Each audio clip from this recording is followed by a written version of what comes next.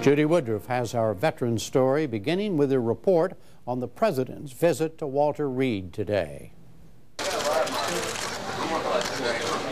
There were handshakes, autographs, pictures with wounded soldiers and their families. Even a brief workout today for the President during his 3-hour visit to the Walter Reed Army Medical Center in Washington, D.C. It was his first trip to the facility, which is about 6 miles north of the White House, since a series of newspaper articles led to public anger over the state of outpatient care at Walter Reed and other facilities around the country. The articles highlighted substandard conditions in some of the facilities, including moldy walls and carpets, as well as a frustrating maze of red tape for service members and veterans. The problems at Walter Reed were caused by bureaucratic and administrative failures. The system failed you, and it failed our troops. And we're gonna fix it. I met some of the soldiers who had been housed in Building 18. I was disturbed by their accounts of what went wrong. It is not right to have someone volunteer to wear a uniform and not get the best possible care. I apologize for what they went through, and we're going to fix the problem. He's also a vet from... Most of Walter Reed's patients are veterans of the wars in Iraq and Afghanistan. The President also awarded 10 Purple Heart medals to wounded service members.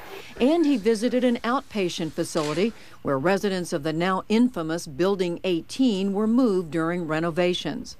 In the wake of numerous stories and congressional hearings, 3 top Army officials were forced to step down.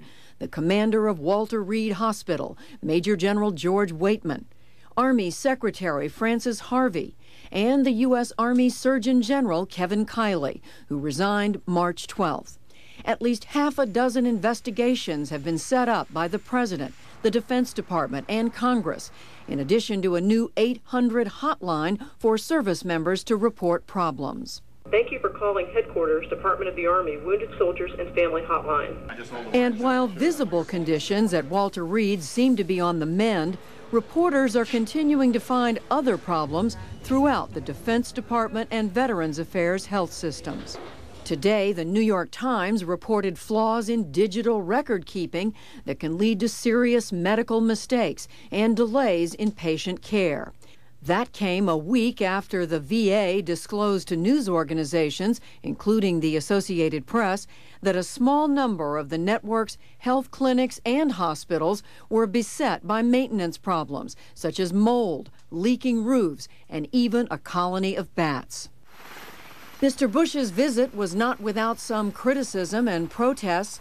One neighbor's home near the helicopter landing site urged the President to bring the troops home.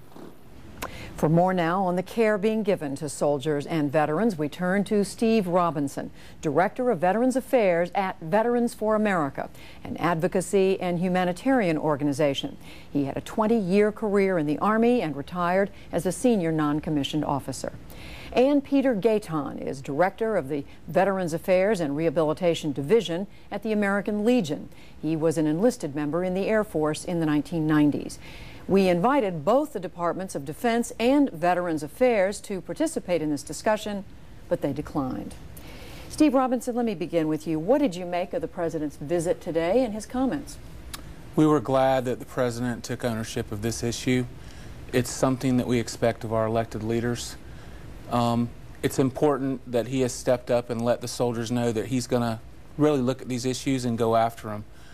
There are a lot of things that still haven't been talked about, especially the mental health care needs of soldiers. For example, at Ward 54 at Walter Reed, no one visits those soldiers.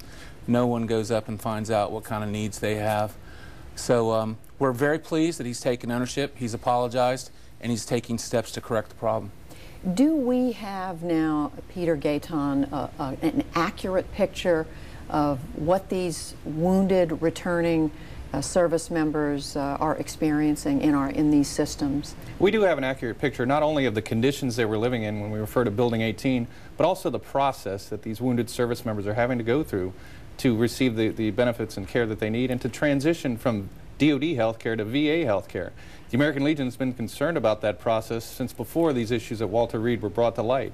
And the American Legion wants to be part of the solution. We need to get past the finger pointing and the blame placing, and we have taken a proactive step, and we, the American Legion, have signed an MOU with Walter Reed leadership. What is that? It's a memorandum of understanding with Walter Reed leadership and the transition office. The American Legion will now have 2 paid staff members in that transition office.